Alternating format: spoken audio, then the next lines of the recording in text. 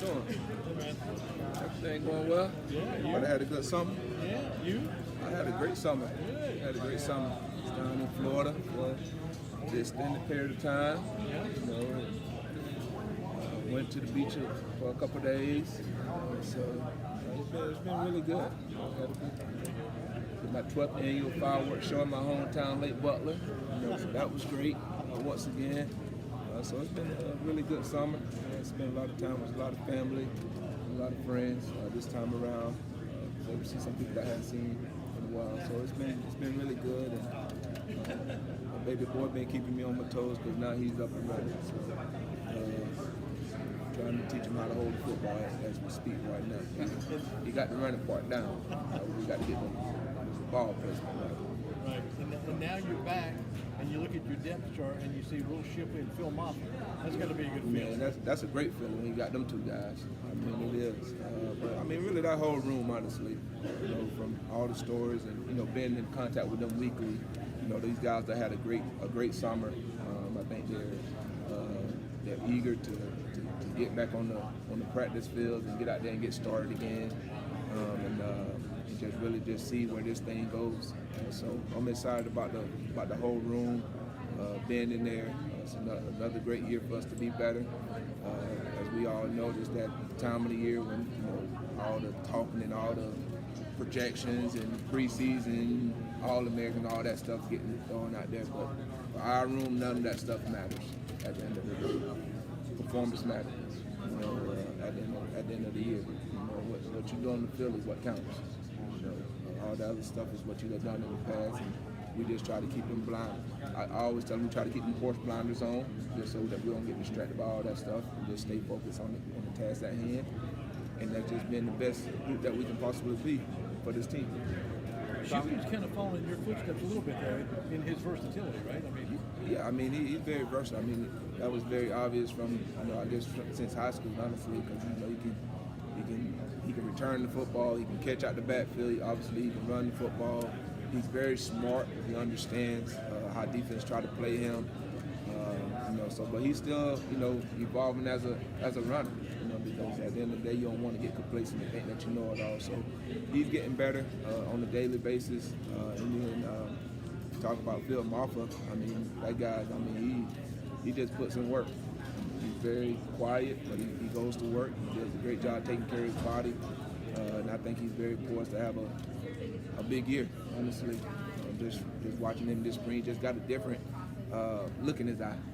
Got a different look in his eye this spring, and it's something that's exciting. So I'm excited about those two guys. And obviously, you got the young guys that just got here with Jarvis Green and Jameris Haynes, and just excited to see how those guys do this ball camp.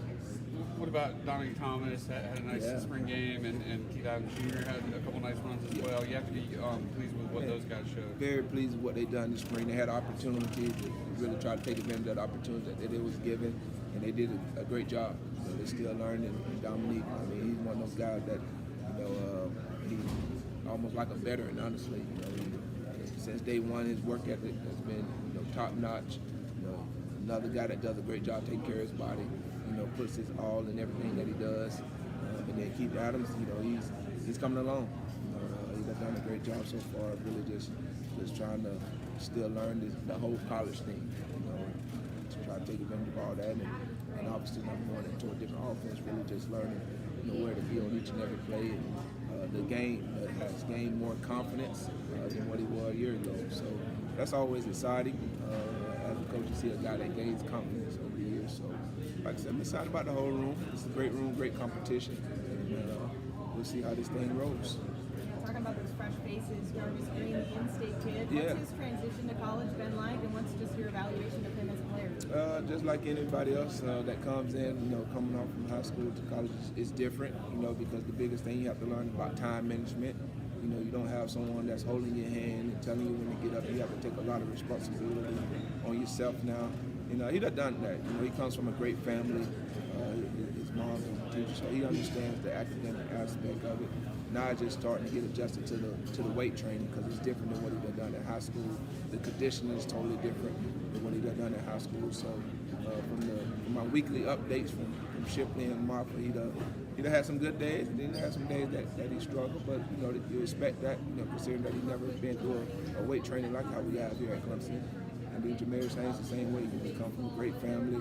His high school has a great weight program, but the same thing, just still having to adjust to the Clemson weight training because it's totally different. So I've been very pleased with both of those guys. I'm really excited about getting on the field and getting in the classroom with them and kind of just seeing where they at as a player and really not rushing those guys. Really just wanting these guys really just to take it one day at a time. They still trying to learn what building they need to get to, right? So the football stuff, we'll get to that when it's time to get to that. But I really want them guys really just get adjusted to the college atmosphere right now. This is more about the trajectory of the running back position. Yesterday in the league, a lot of guys didn't get the bag. But the running back position, the most athletic position, is very integral from pass blocking, catching out of the backfield, and then doing all the running. Why is the position so integral to the sport of football? I guess you have to ask the GMs and the owners. But if you're a person that's in football, if you ask anybody, if you take that position away, if you take the running back position away, I'm pretty sure it won't be too many successful offenses. I can promise you that. Because guess what? Everybody wants to throw the ball down the field. And you can't throw the ball down the field if you don't have that running back in there picking up that blitzer, that extra guy that comes. So for the position to be, like you say, deep value, it's mind-boggling. My heart breaks for those guys in the NFL, because I'd have been in that arena and I'd have been one of those guys. You put in all this hard work, you go out and have successful years like these guys that had, and you want to be paid deservedly for what you have done, right? And for those guys not to have that, it's just heartbreaking. But hopefully, over time, that those guys will be able to work out their deals and get to their respective teams, and teams will see how important they are, because every day you're not going to find a Derrick Henry. You're not going to find a Christian McCaffrey, right? You're not going to find an Alvin Kamara. You know what I mean? You're not going to find a Josh Jacobs. Those guys don't just walk around on the streets. You know what I mean? So when you have one of those good ones, like one of those great ones, like some of these teams have, you have to make sure that you're taking care of those guys, because also it sends a message to your locker room too as well, that hey, we're going to take care of our own. So hopefully it changes, but I was already talking to one of the head coaches that comes here at Pro Day. We always talked about it. He always like, hey, listen, the running back position is kind of getting devalued. We got to get this thing back going, because he understands how important that position is to a team. Special teams that play up in the cold weather. You have to be able to run the football, later in the season. So my heart goes out to those guys, but hopefully they stick together and stay strong and believe in what they believe in and get what they deserve, because they done earned that. It actually kind of leads into the question I was going to ask, is people think about the air raid offense and they think about, throwing the ball all over the field, but Coach Riley really preaches how important the running game is in his offense. Yes. Have you seen that to be true in your time with him? And what are the biggest differences, I guess, in his offense and Coach Streeter's last season, be it the tempo or anything else? You see it. Just being around it for a short period of time so far, his offense is, it's very running back friendly. And then you just go and look at TCU. I want to say they had a 1,500-yard rusher, so you don't just get 1,500 yards rushing, not running the ball. So it's very friendly in that aspect. Obviously, it's a very tempo offense. You want to play fast, but you want to play under control, and that's the biggest thing that he preaches. Then another thing is all about repetition. We don't need a zillion plays if we're not doing one play right. So we're big on repetition, making sure that we learning the nuances of just that play, and then we can move on to the next one. So he's been very strategic about how he's installing the screen, being very slow with the guys, not trying to just throw it, not trying to water hose them down with a bunch of plays, but really just honing in on the repetition and really understanding, what the quarterback is going to be looking at. So it's been great, and looking forward to the fall camp and building on the foundation that we set for the spring. CJ, sorry if this has already been asked, but could you talk about Jarvis Green and maybe what you're looking forward to for him and where you see his ceiling maybe in his first year? I'm excited about him. He's been great so far from my weekly updates that I've got from my older guys in the room, just asking about him over this last month or so. And just like I said earlier, he'd had some good days with the training, had some bad days, but you expect that because it's different, it's new to him. But I think, as time goes on, he's going to be right in shape come fall camp when we start up, which is where I need all of the guys to be at. And then I think he has a bright future. He just come in and really just learn, up under those older guys and really just soak up everything. I think he'll be fine. He comes from a great family. He's very competitive, come from a very successful program down there with Coach Knox at Dutch Fork. So, he comes as a winner. So he knows what it takes to win. He knows the grind that it's going to take. So I'm excited to watch him develop as a player over these next several years. You've got a player like Will Shipley whose energy dial goes to 11, maybe even 12. Yeah. How do you temper that during a game and during practice to make sure he stays level? Because too much energy and too much can be detrimental to the team. Yeah. I wouldn't say detrimental to the team. I would say, as long as he's not doing anything on the field that's hurting us, like as far as like getting personal fouls and penalties like that, I think the team feeds off his energy. But like you said, I do a good job of, controlling him. He's totally different than how I have to control Marfa just because of the energy and the passion that he plays with, the intensity that he plays with. So I kind of just, I have my way of, letting him, cool off, and then all right, here we go, let's talk. So and I think you have to me as a coach, you have to know every player in your room. So you have to understand, what buttons to push, what buttons not to push, how to calm guys down. So I kind of got a good hand on how to handle old Uno when he getting too high out there. And then obviously I think Phil Marfa does a great job for him of really just keeping him composed in the meeting rooms and on the practice field and then on the game day. So but I love it. He's everything that you dream of as a coach. Just the way that he goes about his business, the way that he prepares. The guy's gonna go out there and give you everything that he has. He wants to be a perfectionist. He wants to, he kind of have that mindset that a former player that played here back in the day had, that he want to score every time. And it's great to have him in our room, and he's such a great leader. Does a great job with our young guys, know how to push those guys. So to me, I don't really have to say much because he understands the standard at the running back position at Clemson. And he understands the guys that came before him, the guys that's going to come after him. And he makes sure that everybody in that room is playing up or living up to that standard. So it's great having him in there, and I'm looking forward to having another successful year. And you have two guys that we butt heads. It's not always peaches and cream with us, but at the end of the day, he knows that it comes from a place of love, and we understand that, hey man, once we come off the practice field, hey, it's over. We're not something that's going to carry over and keep lingering on. We know how to handle our stuff like professionals. And their personalities are opposites. Totally different, yes. And I think, that comes with it. I think everybody, really every guy in my room, their personality is totally different. But you love it because you want different personalities in there. And, Marfa, man, he's more, very calm, very quiet, but has great work ethic. Going to go out there, he's going to, his play going to be phenomenal when he steps on the field.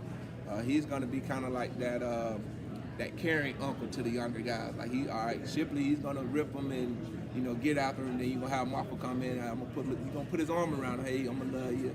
Everything's going to be all right. That just, Shipley being Shipley. But so that's who Marfa is in our room. So he's like the caring uncle, I would describe, in our room. And then you have, the two freshmen that don't even know probably where Tillman Hall is right now. That's still trying to swim and keep their head above water, trying to figure this thing out right now with Jarvis and Jameers. And then with Dominique and and Keith, those guys have been here for a little bit, but they still trying to figure it because it's one of those things where nobody's spared in there, I guess you were saying. Then you have you have Wild Seeger, Kevin McNeil, and Tristan Rigby, and Peyton Straco, who just got here in January. So he kind of understands the lay of the land, but he hasn't been through a fall camp at Clemson. So he's still trying to I'm pretty sure in his mind he's anxious to kind of see how fall camp operates here at Clemson. So I'm excited, and then with the whole room, it's healthy competition. Each guy understands their role. And that's what you want.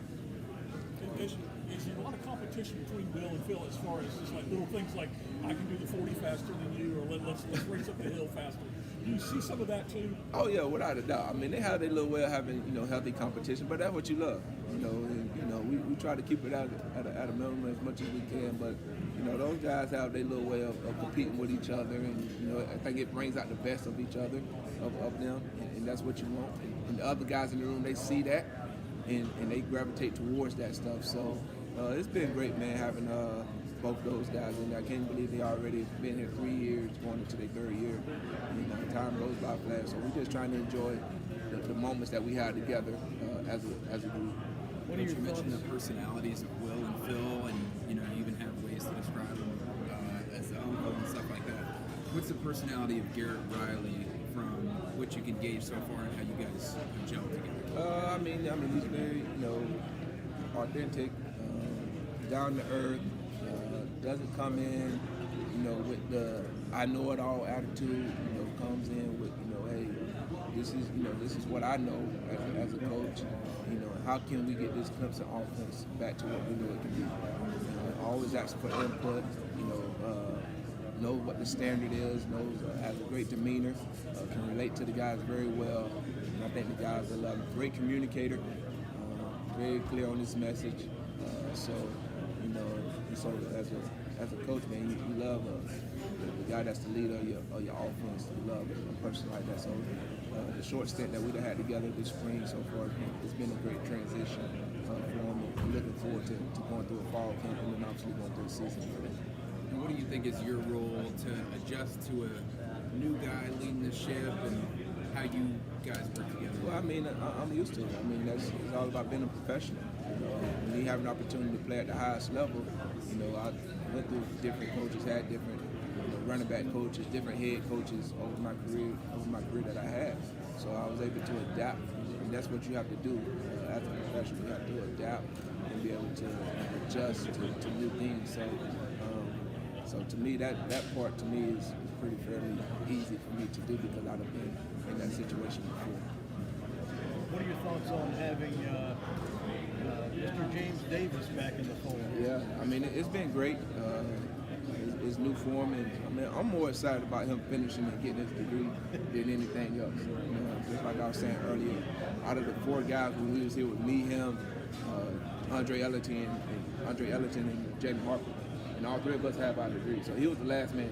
And so I've been on him for the last several years about, hey man, you need to come back and finish. I don't care if you do it at Clemson, I don't care if you do it on home. But you're the last one out of our little nucleus group that hadn't finished yet. So I'm excited about him coming back and finishing, and he's just gonna be another great set of eyes. I mean, this is a guy that's top 3 rusher all time here at Clemson. So this is not just anybody that when he says something that was just coming from old Uncle Larry over there or something. This guy, he got some weight. So he's been following. He knows some of the guys in our room. So he's still trying to figure this building out. He's trying to figure out what door to walk through and stuff. So he's a newbie too as well. So I'm excited about having him though. It's great having been around him for an extended period of time since 2008, our last year together as players. So it's going to be a great addition to our room. And like I said, another guy that's going to be able to deliver a message probably differently than how I deliver a message. But we'll be on the same accord with the message. You anticipate him working heavily with your guys? Yeah, I would assume that he'll be with the running backs. I mean, I don't see James going and being with the tight ends. But he's excited though. He's excited about being back. Pretty sure the fans are fired up about him being back in the building. So we just grateful to have him back in here to be able to finish what he started. You mentioned how he's having to learn the building, and I was wondering, can you take us back to maybe your visit to Clemson as a recruit as compared to the big summer blowout official visit week that y'all had this summer, just in terms of facility upgrade, everything, to where Clemson was and where it is now? How do you see it? Well, I guess some of the older people that have been around Clemson a long time can tell you that this was the soccer fields that we're sitting on, I guess, as of today. But I mean, to me, when it comes to recruiting, every guy's different. Me personally, I didn't care about buildings, honestly. I mean, everybody got buildings, right? Everybody's trying to have, and it's great to have those things, and those things are nice, and don't get me wrong. But me personally, that wasn't my primary focus. My primary focus is people, and not just here in the building, but the people in the community. I grew up in a small town, Lake Butler, so that's what I was looking for in a college decision.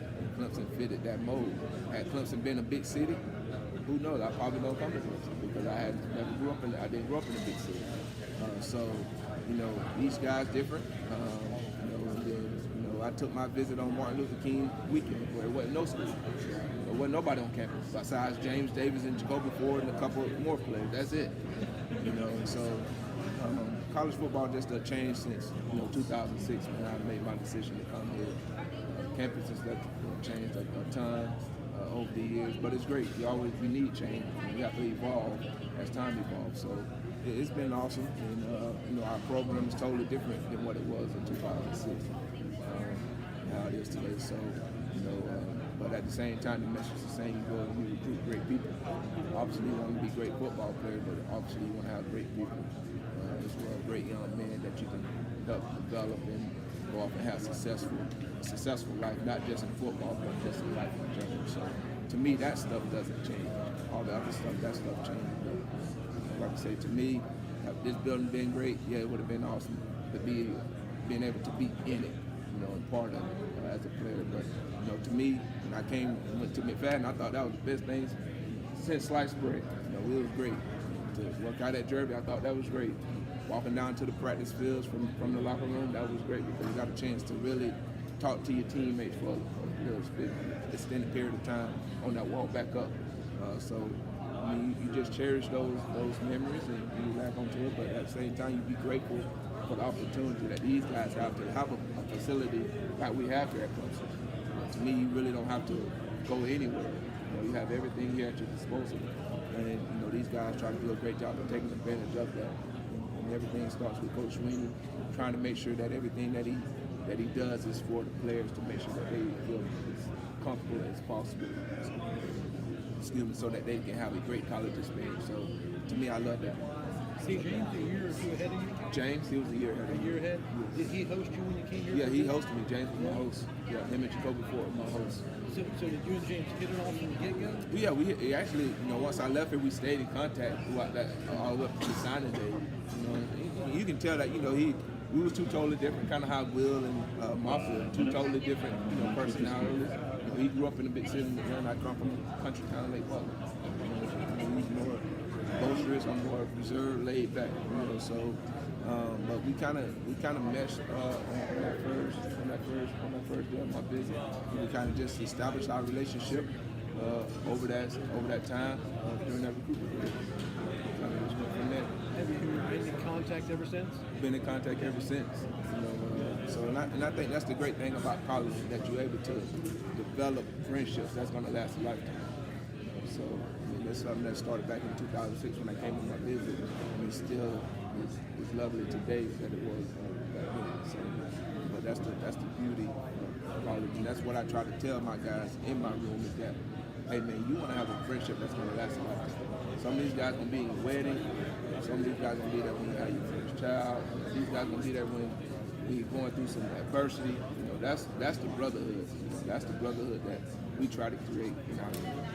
With that said, CJ, what was it like when you heard the news that Brandon wasn't going to be here, when Coach Strader, he wasn't going to be here anymore? He's one of you. Yeah. He's a Clemson guy. He's a friend of yours. Yes. And at the same time, this is a business sometimes. Yeah. What was it like for you when you heard that news for the first time? Well, your heart goes out to his family. Because like you say, we had to been in that. I don't want to use military terms. We had to been together a season, and you seen the grind and the hard work that he puts in that the outside world didn't see. They only seen just what happened on Saturday. But, I was grinding, 24/7 just about, and I seen the hard work that he puts in, and how much pride that he took in just because he was a former player, how much pride that he had into this program. And when you hear that news that that he'll no longer be leading the offense, your heart breaks. You're human. You have emotions, and so that's kind of one of the first reactions. Coach when he comes in and explains, and you have to trust his leadership. You have to trust his vision, and you just go from there. But your heart just goes out to Coach Street and his family, and hopefully he can end up on the field, which I know he will. But he's a great person. Outside of all the stuff that you read, man, he's probably one of the best person I've ever been around. Just down to earth. You know, he was always asking about Cade, which is my son. You know, he's always asking how he was doing. You know, is he walking yet? You know, so him and his wife Ashley was great for to me and my family. And, you know, I wish him nothing but the best. It's kind of a random question, but I saw Dominic Thomas doing squat, and Will Shipley was right next to him, just like going really, very intense. Somebody messaged and said, like, you can have an aneurysm or something. And, I mean, Shipley, in terms of that intensity, like, what's the most intense you've seen him, and at what moments, and what is it like when he's really ripped? I mean, what you've seen in that clip when Dominic was doing this deadlift of 700 pounds, that's what I see on game day with Shipley. I mean, he's a very intense player. And you have to have some intensity when you play this game. And, you know, he understands that. You know, so my job is to make sure that he understands how to channel that intensity in a good way. You know, because as a player, sometimes it can kind of link on to another play, right? You get done with a series, it didn't go as well as you wanted it to go. It can kind of carry over. So my job is try to teach those guys how to move on. But I love his intent. So what you're seeing in that clip is, you know, what I see on game day or what I see in practice when we're doing a competition against the defense. That's who he is. You know, and so you love that. And the guys, they gravitate towards that, and they know that it comes out of love when he gets onto him. But they know that he'll be the first one to pick up the call if you need something. He'll be the first one to be there if you need to go get a shirt. He'll find a way to try to help you do that. And to me, that's Will Shipley. So, I mean, I wasn't surprised by the intensity and the encouragement when I seen the clip from Shipley. But I mean, it was you've seen all the rest of the running backs that was around Dominic. That's the type of room that we try to develop in there, and that brotherhood of cheering on each other to go out and be great. Have you ever been around another player, whether when you were a player, a teammate, or another player you coach has that level of intensity, or he's the guy on that? I mean, he'll definitely be up there. One of the top guys, I would say, with that type of intensity. I would say Fred Jackson, that I played with in Buffalo, was a very intense player. Drew Brees, that I played with in New Orleans, he was kind of that way. You know, when it came to workouts and stuff like that, he was a very intense player. So I'd have been around some guys, but Shipley would definitely be up there, top guys that from an intensity standpoint. How I get him to channel it down?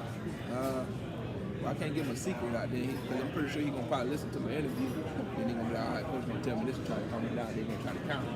But now I have my little ways, really, man, to really try to calm him down, to really keep him calm, I guess you would say. You know, sometimes I'll just put my arm around him and tell him I love him. You know, everything gonna be all right. You know, because sometimes that stuff can get, I ain't gonna want to use the word overboard, but it can kind of linger into affecting us in a different, and not a great space from going on to the next place. So I just put my arm around him, tell him I love him, tell him it's gonna be okay, and that hey, we'll move on and we'll go out there and make the next play.